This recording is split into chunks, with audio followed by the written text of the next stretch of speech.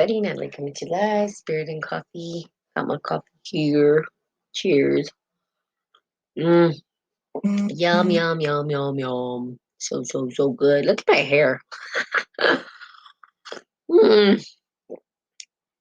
One day I'll get on here looking fabulous, okay? Just for you guys. The day is not the day. Okay.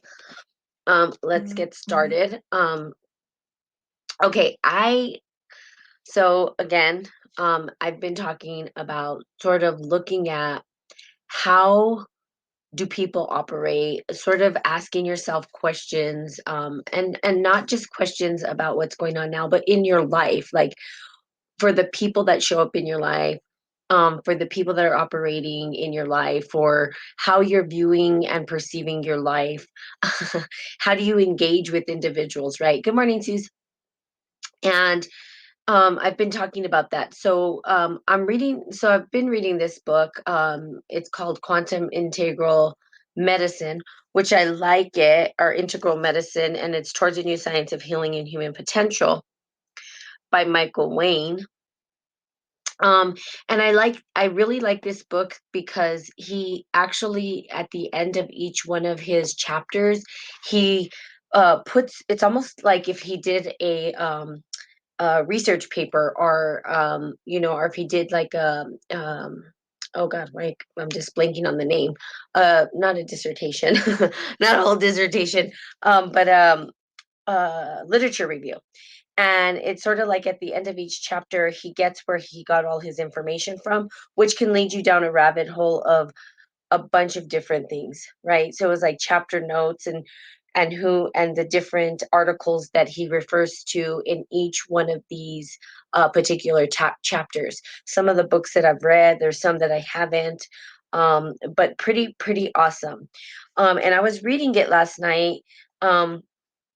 It's a small book, but it's very dense because it talks about the quantum physics, and it talks about classical physics, and the separation between the two, and science itself. Good morning, Jose. And how we have sort of siloed or compartmentalized the way that we approach scientific understanding. That there's not a whole lot of interdisciplinary things happening. It's starting to surface. Now, when I was in college, one of my professors who I absolutely love and just think he's such an amazing person, right? Super intelligent, like probably one of the smartest people I know. Although he told me I probably don't know a lot of people, but still, he was an intelligent. Good morning, Green.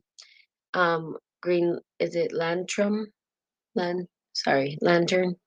Sorry, I couldn't read. It's kind of small. Okay, so um, what he did was he did interdisciplinary studies, which was really awesome because I feel like you can't people get siloed into one thing, they get pigeonholed into one thing, and then they have one way of looking at the world. Now, people talk about science all the time, and science shall lead us, blah, blah, blah, blah. Here's the problem with science and doing research the way that institutions want us to do it, is they take a tiny piece of some bit of information, and they sort of look at it through a microscope, and then they sort of expand it rather than looking at the whole picture. Sometimes we have to step back and see the whole picture, right? Like, what is truly going on? What does the whole picture look like? And then how do we create? Now, get it? It's all ideas, right? That are sort of floating around, and how we think, right?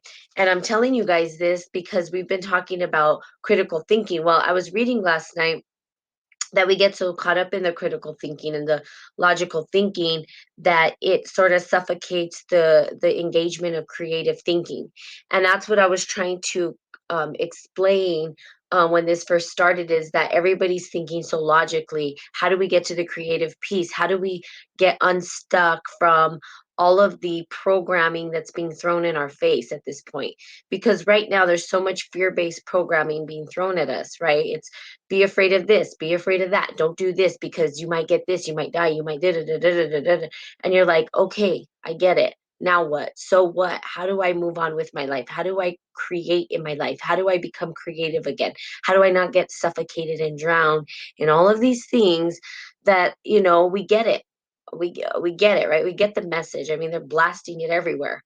I can't get away from it. Usually it's easy for me to just kind of be like, all right, I disassociate from that. I get it. But it's not really supporting me in stepping into what I need to do to create in my life, right? To move forward in my life. That's really what it's about. How are you guys moving forward? Are you staying stuck in the same conversations? Right. And so I started reading this and it made complete sense. I was like, perfect. Thank you. And I always say, thank you, God. Like, put the right information in front of me so that I can support people. And maybe, I've been saying it, but there's always a better way to say it. There's always other people's words to articulate the same message. And sometimes I don't have the best way to say it. Um, and sometimes I open up my mind even broader, right? Because again, when you're in a learning phase, it's about being dynamic and not static. People want to stick to one way of thinking, and they talk about it in here. It's called linear thinking, right? Where we think just from A to B, right? But in order for us to transcend this craziness that's going on, in order for us to step outside of all of it and the linear fashion, we have to be able to think a little bit differently and step into our creative quantum sort of brain waves, right? So that we can start creating. And I've done that, but wasn't sure how to articulate it to support you guys if that's what you're searching for. Now, if you guys are okay with being stuck in the fear based programming, that's your choice. Go right ahead. But if you're like, I need to transcend this, I need to move forward, I need to be creative, and which I have been, right? I know what I'm doing for my life. What are you doing for your life? That's the question. Who cares what I'm doing for my life? What are you doing for yours, right? Are you doing anything for yours? And is the way that you guys are living right now serving your higher purpose? Is that how you feel? If the answer is no, right? Then how do you get to a place where you start to do this, where you start to open up again so that you can be creative, so that you can start to manifest your divine birthright? That's what this platform is about. It's about love. It's about creating your divine birthright. You're going to hear that over and over again. If you go back 2 years, you're going to hear the same thing, same message. Why? Because that's the intention of this platform. Now, different ideas and concepts get circulated. One day I might be talking about this or that. You may say, well, that, I don't know if that adds up. But the thing is, we're always changing. It's not, life isn't about this linear thing. It's not A to B, right? There's so many factors that come in, and there's bits of information we don't know. And then we learn new information, and we might reshape the way that we sort of engage things, which is life, right? How do we engage life might be different. Good morning, Mel. Good morning, Nisha. Ah, Nisha. I'm Nisha in another world. Never seen anybody with that name, but that is one of my names that I call myself is Nisha.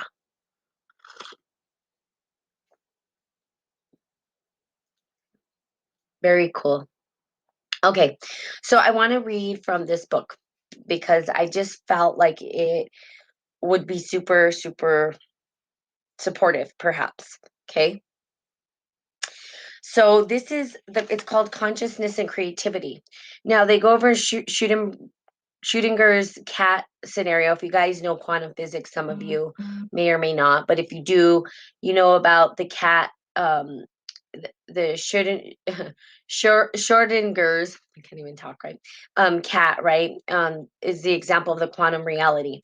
Quantum reality says that everything exists until there's an observer to measure something. And then at that point of measurement, the thing that is either a wave or a particle becomes either or. But here's the deal. What I'm talking about, and it's the either or instead of the both and that's the problem right now. It's either this way or that way, and that's what they were talking about, linear thinking. Okay, so it can be both and this is a big concept that that I was even taught when I did my leadership training. And a lot of it was like, how do we live in the either or? Okay, what does that look like to live in either or? What does it look like to live in the both and? What is the distinction between the two? Because it'll dramatically change your life if you learn how to live in the both and. This is where compromise comes in, right? If it's either or, it sets up the right and wrong, good and bad. Okay. And I'm glad I'm able to articulate from this standpoint because I talk about it. It's not about being right, wrong, good, or bad. That's not the point. The point is the choice, right? The choices that we make. Why are we making the choices that we make? One, okay. Can we create a win-win situation in all places? Two, three, in the win-win situation that we create, can that bring us back to love and harmony and balance in our life so that then we can step into our creativity? Okay. So it's really just about coming back to that harmony in space. Okay. So I'm going to read a little bit. It's consciousness and creativity is it's chapter or it's page 74. I found this in a third hand store actually. It's a freaking awesome book, by the way. I just love this book. Okay. Whenever whenever and however the collapse of the wave function occurs, it is possible that its discontinuous and unpredictable movement can be seen as a creative one and as an aspect of creative pulse of the universe. It could be that the creative pulse of the universe is an innate part of consciousness, both when it's spread throughout the universe, in infinite positions, and in its singular position housed in the human mind. The physicist David Bohm once said, creativity is a fundamental principle of the cosmos, and what needed to be explained were the processes that are not creative. So, creativity is the fundamental principles of the cosmos, and what needed to be explained were the processes that were not creative. Aristotle and the other Greek philosophers used the word logos, and I talked about logos the other day, as the root word for their system of logic, right? Logic, logos. Logic has a connotation of reason from rational intelligence. To the ancient Greeks, the meaning of logos was the power that brings order to the world. Now, logos bringing order to the world. So let's take a look at that. Things cannot have order if we cannot sort of put them together in this meaningful flow and process, right? So so there has to be a flow, right? There has to be when we speak, when we organize, when we put things together, logos helps us to sort of organize our thought process, right? It brings it together. It allows us to put logic together. It allows us to have reason, okay? Um and then say, "Oh yeah, that's what I was talking about critical thinking," right? Now, here's the difference. This chapter is not about critical thinking. It's saying, how do we step into our creative thinking, right? So, right now, they're giving a sort of an idea of what logic is and reason is, and how science itself has used one side of the coin to do their research rather than looking at the other side of the coin, right? Where the creativity exists. Only very few we have Einstein, we have all of these other people who thought outside, quote unquote, the box that allowed us to create something different. Okay. Why am I telling you guys all this? Because right now we're in a situation where we have the information, we've gone through critical thinking. Now it's time to be creative on how do I engage this world because it's new. Everything's new to us. It's going to be a whole new world, but how do you participate in being the creative process rather than just sitting back and letting things happen to you? Okay. So here we go. Okay, Greek's meaning of logos was the power to bring, okay, to contemporary science, logicians, the power that brings the world to order is reason. Hence, the relationship between logos, logic, and reason. However, the ancient Greeks saw logos as more than just reason. They saw it as an active creative principle, ever moving and changing. They also saw it as what they called nous, which is considered the world mind or universal intelligence. So it could be, said Bowen, that the dynamic quantum universe, creative movement is a fundamental principle. Okay. Creative movement is the fundamental principle. Creative movement is not the same as critical thinking. This was just mind blowing to me. Okay. So if I'm reading this, you're like, what in the world? I'm going to try to sort of break it down. Some of you might be have read into quantum physics, know a little bit about it, enough to be like, okay, I understand what's going on. Some might be like, these are new words, new concepts, ideas. I'm going to try to break it down so that you understand what I'm saying. Now, in the breaking it down, what is the end goal? The end goal is to get you to understand that you don't have to be stuck in this fear based programming. You don't have to be stuck. It's a choice. You can choose to stay there if you feel like it's serving you, and that's fine. There's nothing right, wrong, good about it. It just is. Okay. But for those of you like, I'm searching, I'm trying to figure it out. I'm trying, the other thing too is I see these people who get on and they're doing their thing. And it's good. But I'm like, I'll listen. I'm like, what are you providing to support people to move forward? Like, okay, we get that this is an issue. We get that some people are uncomfortable. We get that some people are saying this thing doesn't make sense or this thing makes total sense. And everybody has their different ideas of how to engage. Now what? So, how do we move forward? Not in a way that I force you to think what I think, but in a way that's going to support your families. You guys have families to take care of, right? You guys have your own self to take care of. You guys are alive and breathing. So, how do you take care of yourself? How do you bring yourself back to love? It's not about what I'm doing. Who gives a shit? I always say that. Who cares what I'm doing? Doesn't matter.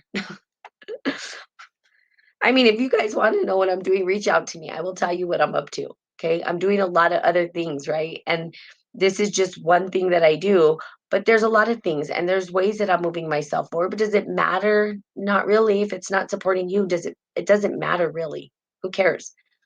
You can ask me, I'll support you and say, here's what I'm up to. You might want to think this way or think about that.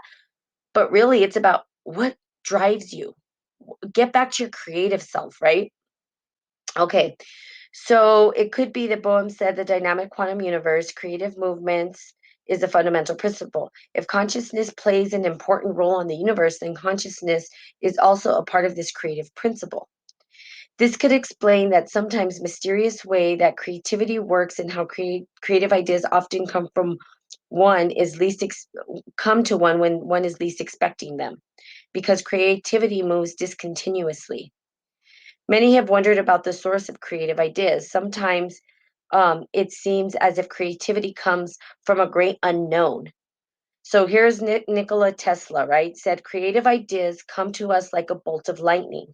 Albert Einstein once wondered, why is it that I get my best ideas in the morning while I'm shaving? Well, physicist Steven Weinberg devised an electro weak theory for which he won the Nobel Prize. And he said it came to him in a flash of one day as he was driving his car to work. Okay. In the most legendary stories, the Greek philosopher Archimedes was also said that he made an important discovery about the displacement of water conceding with the density of objects while he was taking a bath. Okay. So, in other words, our creative ideas come at a time when we least expect it. But here's the deal: how can we be creative? And this is important. How can we be creative when we're being suffocated by fear? When we're being suffocated by uncertainty? When we're being suffocated by doublethink, groupthink? We're not really stepping into our creativity, right? We're sort of stuck. And I'm not saying everybody, but majority of people get stuck. They're like, now what? Okay. I can see that some people, the really people who are in the creative space will continue to create artwork or poems or, and these kind of things. Bigger ideas that come to us is being able to see the whole picture at once rather than looking at it in pieces. Okay. Good morning, Suzanne. History is filled with many stories of creative insight that have arrived like flashes of light, whether in daydreams, creative reveries, or dreams. Most of the time, the source of creative ideas fall outside the realm of logic and reason and instead emanates from the less definitive place. Often, the springing forth of a creative idea is Godelian, and I don't even know what that is. Godelian. I need to look that word up, by the way. Just so you know, I don't know everything. I don't. There's a lot of things I don't know, but or a quantum leap out of the system. So its discontinuous movement is beyond formal logical thinking. Okay.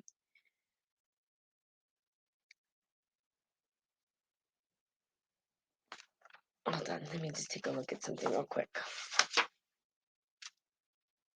Yeah. Okay. So then they talk about, Einstein's brilliance, right? And how they tried to understand what was going on with him and how his cells act. And then how did they rewrite the corporate brain, right? And quantum thinking is holistic, unifying, and integrating. So I like that.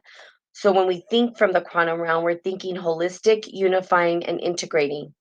It's capable of seeing the whole picture. It unifies all the millions of data impinning on the brain in every moment into the field of experience with which one we can deal with. Quantum thinking itself seems to rise from a field across the brain, built up by the synchronized oscillations of neurons from many different parts of the brain. Here's the deal: unity, unifying. Quantum thinking is unity. How do we take all of these different bits of ideas or different pieces, right? So logic is critical. It's good to think logically. But what I loved about this book, it sort of helped me to express and describe how do we step into a creative space so that we're not just stuck. We're not just stuck. You don't have to be stuck. It's a choice to be stuck.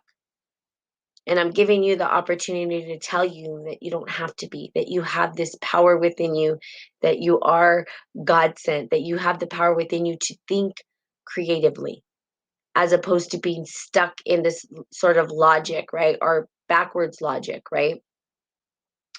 Or group think or double think. Okay, look up those concepts of group think and double think. What is that? Because if you understand those concepts, you'll understand how the programming is designed. Okay, and that by the programming I mean TV, all these things, they're called programs, are designed to keep us sort of in the maze, like like we're looking for our tail and we can't find it, and we're just keep like going in circles and circles and circles and circles, and we keep coming back to the same thing over and over, and we're like, what the hell? Okay, why do I keep circling back to the same thing? Well, this is why. Because we can't compartmentalize things. It's about unifying ideas. It's about unifying yourself. And it's an internal thing, right? It's saying, how do I come back to the win win situation? How do I come back to harmony and love? At first, what I see going on right now, from my small microcosmic world, is there's this big disconnect, right? But we've seen it in history over and over again where there's separation, us versus them. But there's no us versus them. We are one. We are all one under the same sun. So how do we come back to unity when separation's being thrown at us 100 miles an hour all the time? When we unify and we look at the bigger picture of everything, then we can bring ourselves back to love.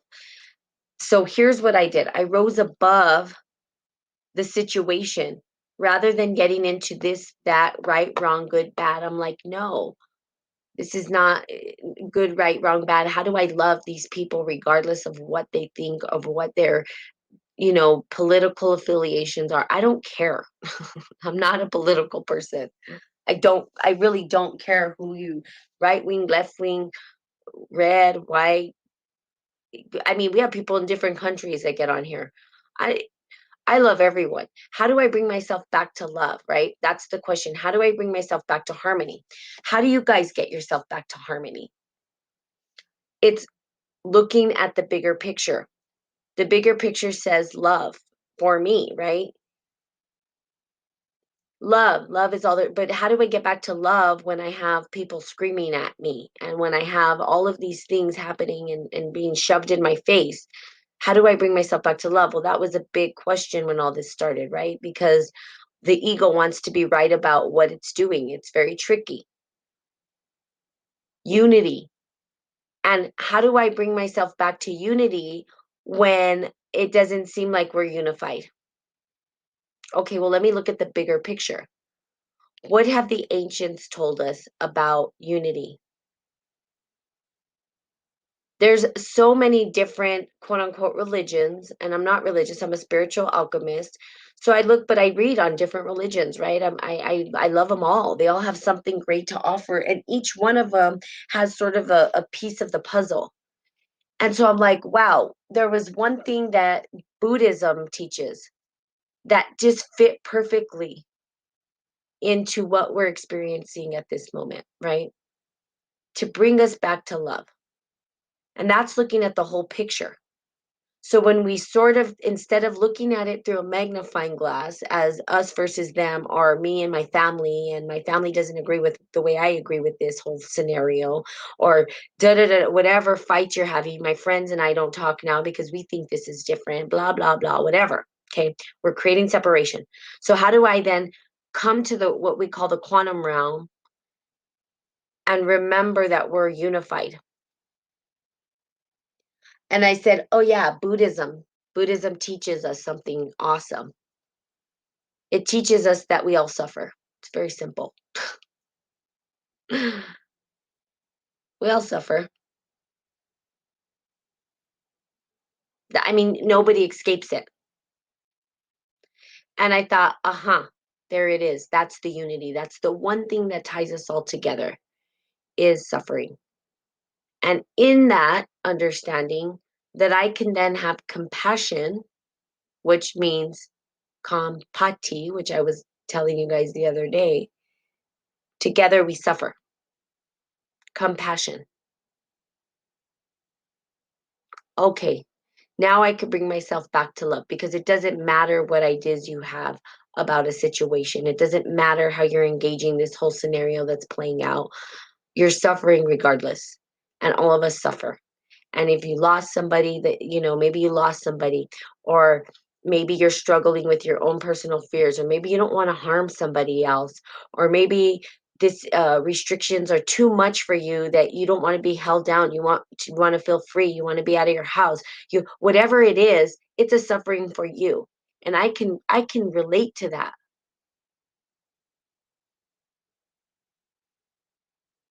I can relate to that. I understand that. I know that because I suffer too. I am not without suffering. I cry, I hurt. And in that, I can have, yes, we suffer together. In that, I can have compassion for my people, compassion for my fellow human being. I can remember that they're human and not just some thing to be disposed of and whatever, who cares? Like, I can't live like that. Maybe some of you guys can. And I'm not making you right, wrong, good, or bad. I still love you regardless. But I know that I can't. And that this is what that platform is about, to see the humanity in every individual, to recognize and love them no matter what their thought processes are or their opinions are. But to say, wow, we suffer together.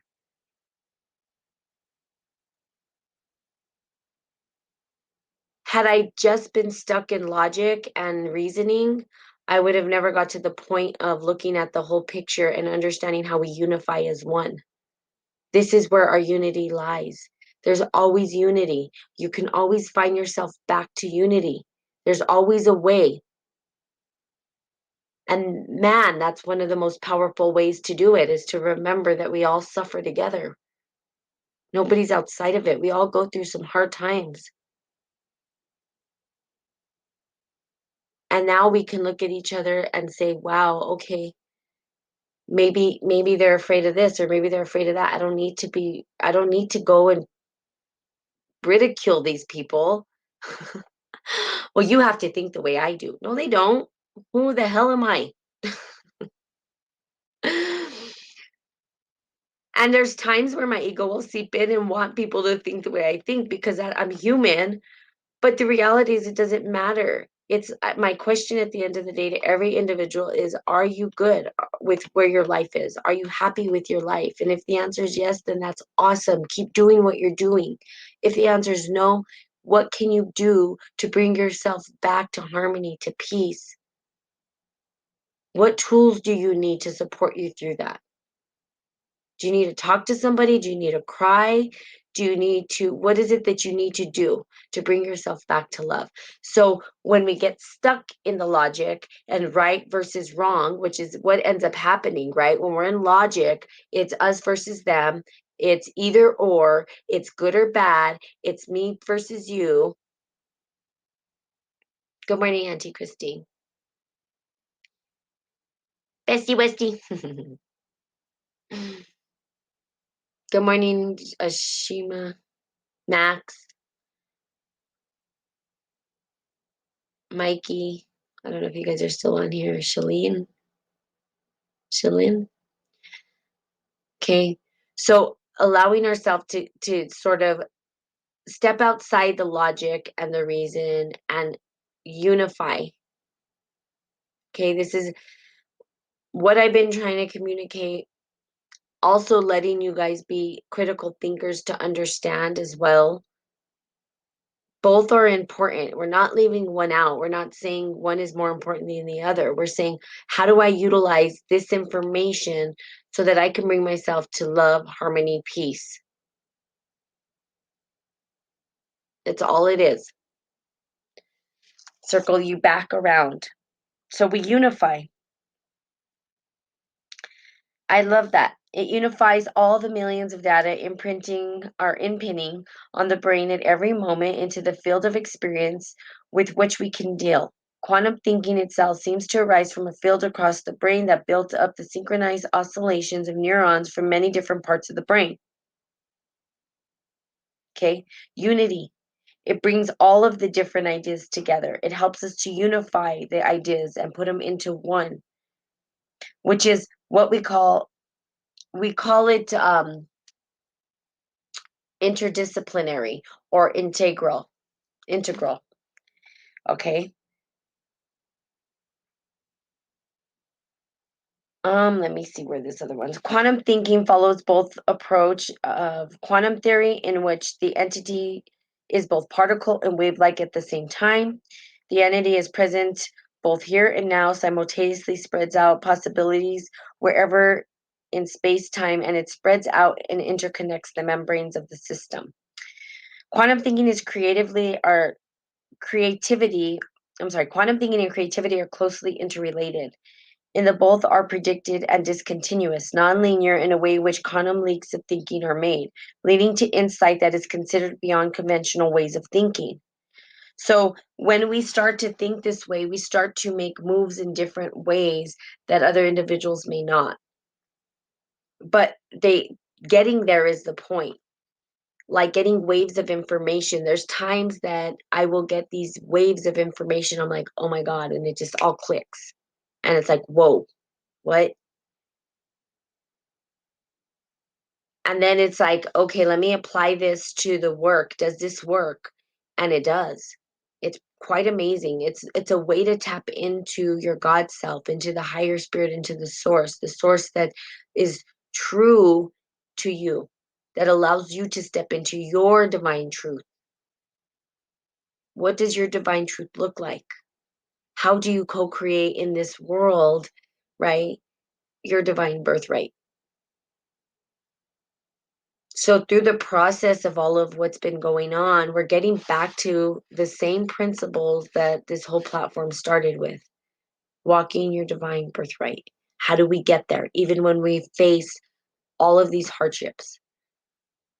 So you guys have seen me go through so many different hardships, and now we're going through this together. It's a big tower event where everything is shifting and changing worldwide, not just in your neighborhood, okay, in everybody's neighborhood. The entire world is being tested. The entire world is what? Being shown. And it's hard, right? Because there's some things that we don't want to see, but it's necessary. It's necessary for our growth. It's necessary for us to understand. It's necessary for us to evolve spiritually. This is like what we call spiritual battle right now. It's not necessarily a biochemical. I mean, you got people say it's biochemical, but it's not a, I mean, we're not throwing bombs on each other, right? Right now, the battlefield is right or wrong with the masses of people.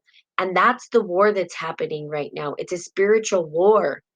It's a war of fear-based programming. It's a war of, so when we think about it, it's a mental war. It's a spiritual war.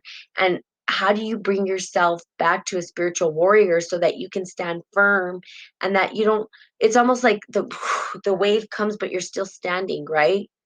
You're going to feel the wave no matter what. But you have this armor, this spiritual armor that you have on. And then when that wave comes, right? Yeah, you feel it, but you're still firm and strong.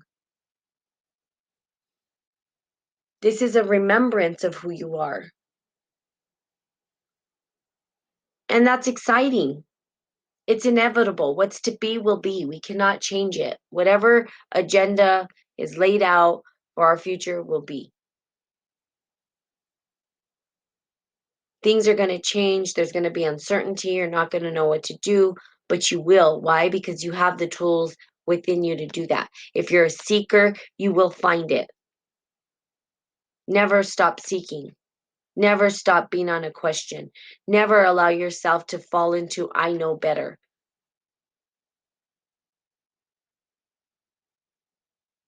When we do that, we're like, I know all the answers. No, you don't. No, you don't. You might know what's good for you, but when you cut yourself off from that that openness, you cut yourself off from learning something new, from molding yourself and reshaping yourself. That's what we're here to do. Just be this dynamic thing, right? If we thought about God, right, or the universe, God isn't just one thing. God is one, but that expression of God is many things. It's like a crystal, right? The best way to see it is like a crystal is one crystal, but when you shine the light in the crystal, there's many colors that come out.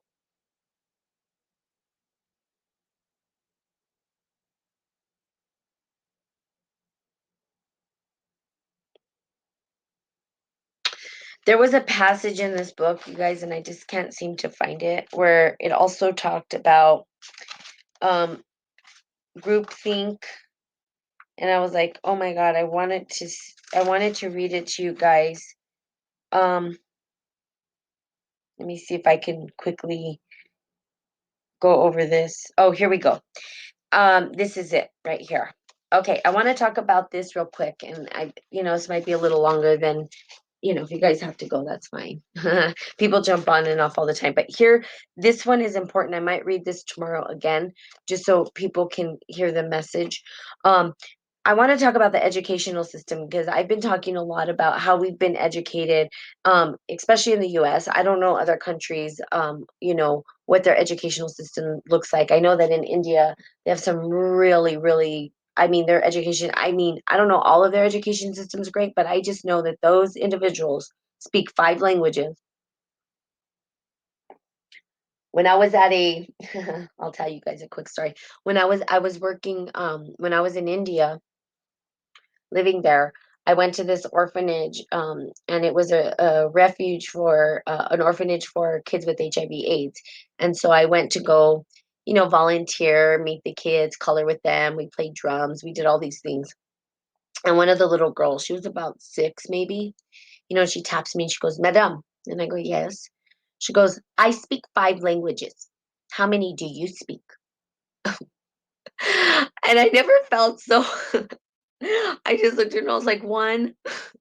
I mean, and I'm talking about the education system because this is how we're programmed, right, to think in the world, right? And a lot of it is supporting people to remember that, it's not a bad thing. It's just that our education system, especially where I come from, is terrible. It's horrible. I can tell you that right now. I did not receive the education that I wished I would have. Okay. It fell very short from what I think and the teachers did the best they could, but there are certain I was a substitute teacher at one time, so I understand that there's these things that they have in place, and they don't make it easy for you to teach the way that I think kids should be taught. Okay, I'm just going to say that I was a substitute teacher. I understand the inner workings of education. When I went through my other education, I understood, You have to think this way or that way. It's just crazy, right? So it's this big thing, this big system that's set up mostly to make you fail, I feel, instead of succeed. Um, and our education system here where I'm from, we have like the lowest, like it's the worst education system. Is that our fault? No. Is it by design? Probably. There's a lot of things that go on here in New Mexico. And if you looked up the statistics in New Mexico, they're not really that great. But this is where I come from, and I'm very proud of it. Um, but understanding the educational system is critical, right? It's important that we understand it. So I want to just read on this piece, and it's just a little bit, and then critical thinking. Yeah, so let's do this. The education system.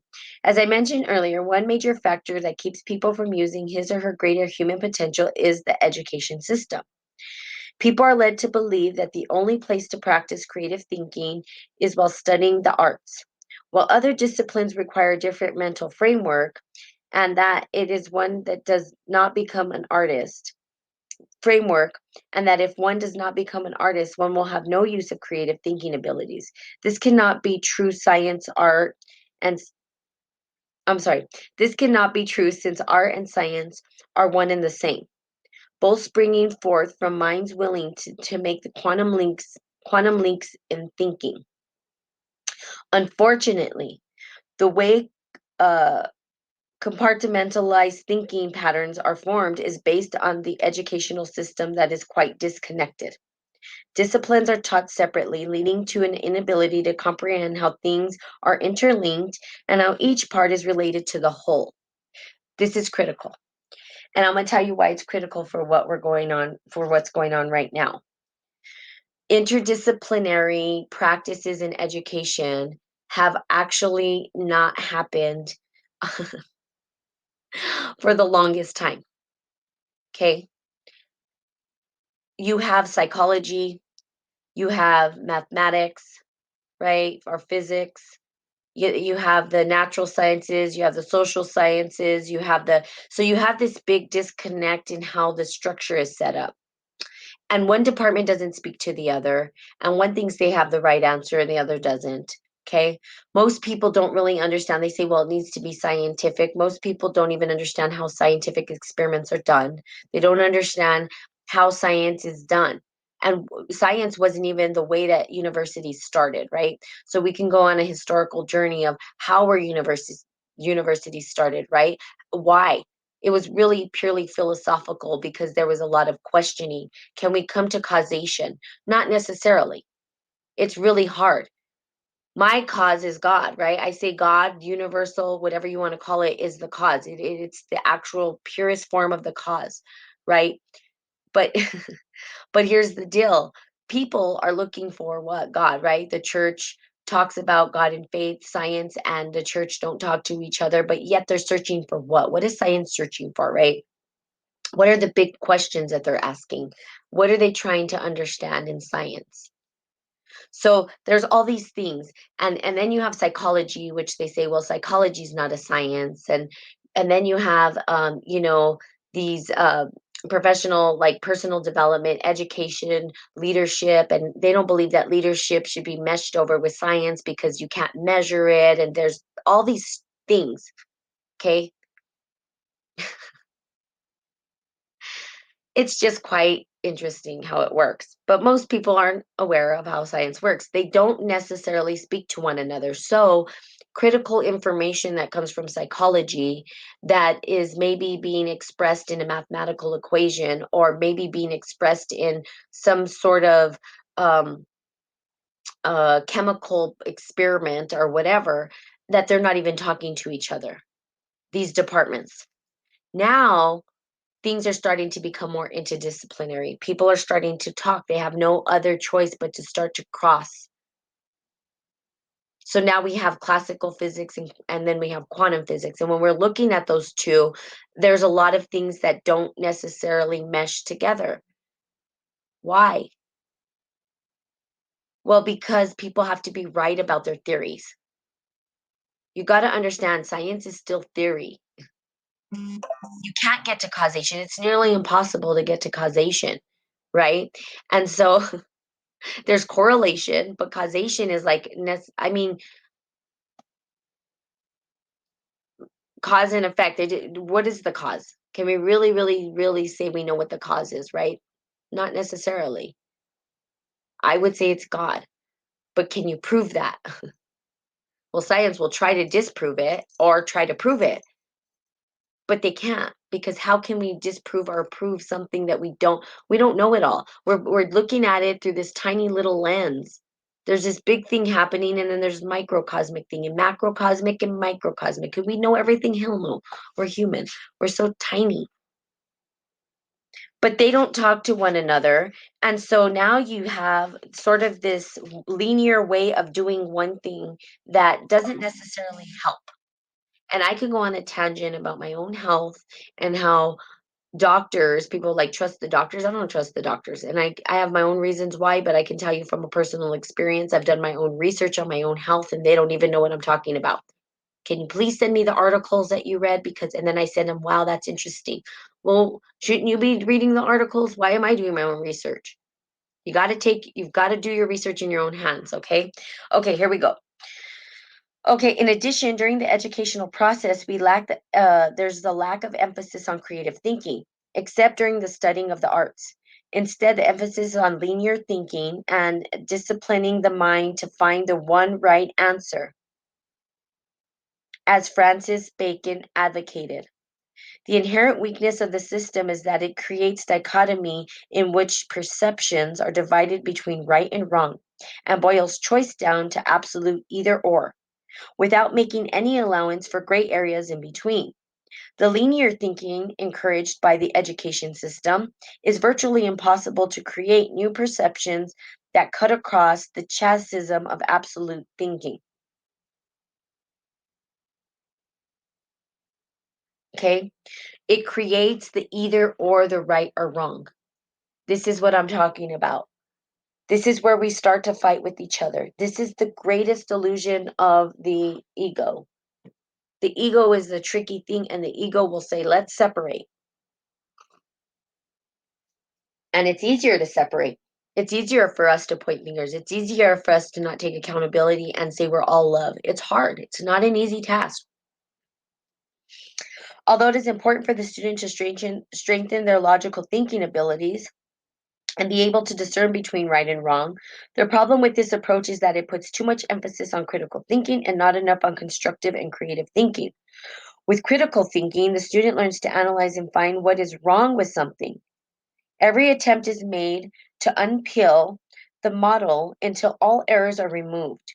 Edward and Edward de Bono has been a longtime advocate of creative approach to education, and he writes this: is thinking that is free from error good thinking? Critical thinking lacks the productive, generative, creative, and design elements that are needed to tackle problems and find our way forward. Our traditional thinking system is based on truth, quote unquote, small truth, right? And there's quote unquote truth, because what is truth? What is the truth? Okay. Which is to be uncovered and checked by logic and argument. The result is a strong tendency towards a negativity and attack. Negativity is seen to be a powerful way of uncovering the truth.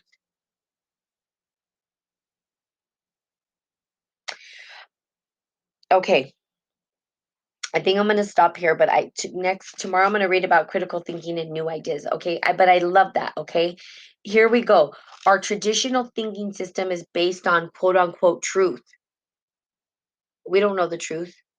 Who knows the truth? I want somebody to stand up and tell me they know the absolute truth. Okay, some people say God, love, love, love, love, love. Yes. Okay, and I would say yes to that. Okay, me. That's what this platform's for. Love is truth, and that's it. Okay. So our traditional way of thinking is based on quote unquote the truth, which is to be uncovered and checked by logic and argument. Check that out. It's to be checked by logic and argument. Okay. Why are we in a system right now where we're arguing? Because everything that's in the education system sets us up to argue. doesn't set us up for unity, doesn't set us up for coming together as a whole. It's designed to keep us separate and argue right, wrong, good, or bad. And now people are fighting amongst each other trying to find out what is quote unquote the truth. And I was like, I don't know what the truth is because they're telling me this, they're sending me this information, and the result is a strong tendency towards negativity and attack. Look at what's going on right now. I just want you guys to take. I'm bringing this from hopefully a different approach than most people on what's going on right now, because I'm trying to do it from a broader perspective of we were programmed this way. There's nothing wrong. It's okay. But it's an opportunity for you to remember we are love. Stop fighting with each other. They designed it that way. It's been designed that way. It's based on argument. Our science right now, the people that are saying we should do this and we should do that, their entire operation and theory comes from an argumentative space, which causes attack. Look at, I'm just telling you, it causes attack and negativity. It doesn't say it causes love and harmony. This is coming directly from scientists, okay? The great thinkers of the world, right? Not Natalie.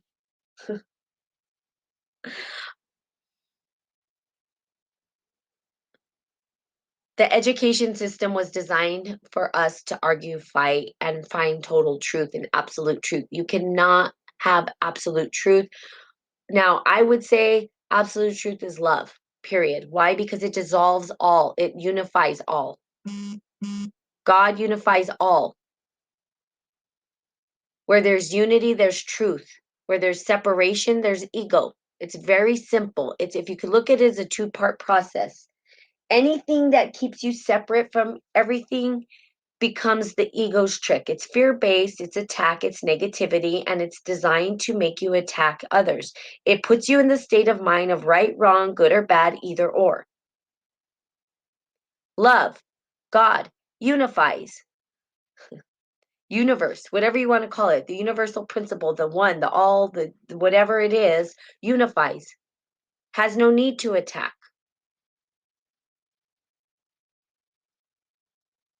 That's it. It's actually pretty simple. End of story.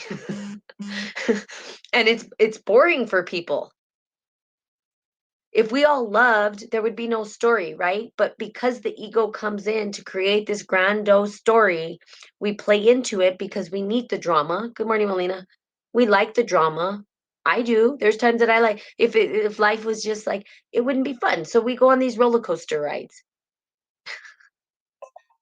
But there's nothing to fear. Just recognize it. That's it. That's all I'm saying. Recognize it. If it's separation and it creates a us versus them, right or wrong, either or, you're in the fear-based programming, you're in logic, you're in everything that they've designed us to think, rather than coming back to love and unity and remembering that under the sun we suffer together. Period. End of story. We all suffer. There's certain things that let me tell you the three things that is certain. We were born. If I wasn't born and you weren't born, we wouldn't be here right now. Okay. Two, we all suffer. Three, we die. That's it.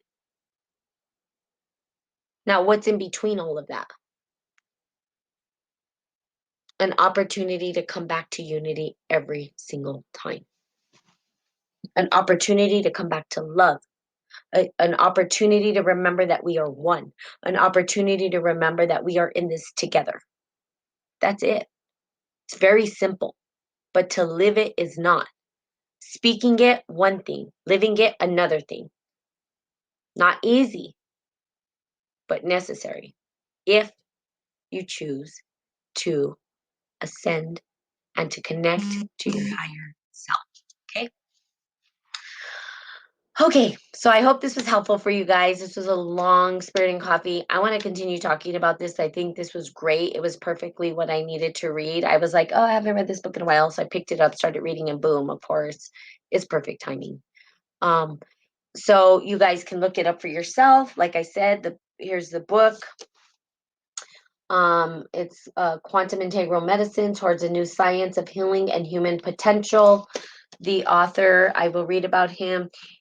He's Michael Wayne, PhD, is a licensed acupuncturist with over 25 years of experience in Chinese medicine. Um, he has his PhD in quantum integral medicine, which is about the science of emerging properties, its relationships to the innate healing system and human potential.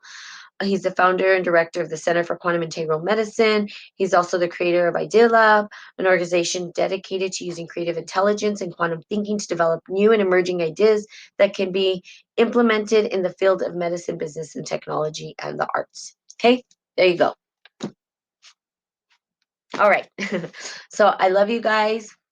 Have a great day. You're welcome, Suze. Yeah, and I have a ton of other books. I mean, I have books for days that are quite interesting.